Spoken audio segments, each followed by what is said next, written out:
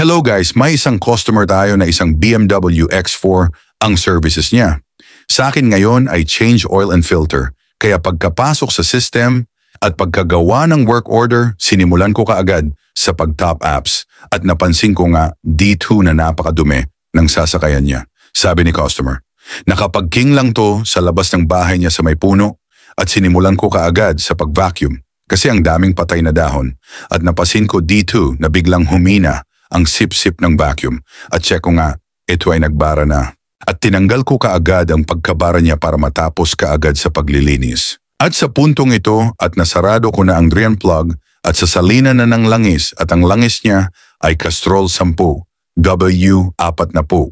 Ang ibang BMW ay walang dipstick. Kagaya nitong pinagsiservesan ko, walang dipstick kaya kailangan i-check sa dashboard ng sasakyan kang nasa minimum level at maximum level. At yun na nga nag-okay na kaya simulan na ang map lilinis ng makina niya para matapos at makauwi na ang customers. Salamat sa panonood mga kaibigan. Ako nga pala si Rafi Kalong, isang OFW sa bansang Saudi Arabia, proud wari from Gandara, Western Samar.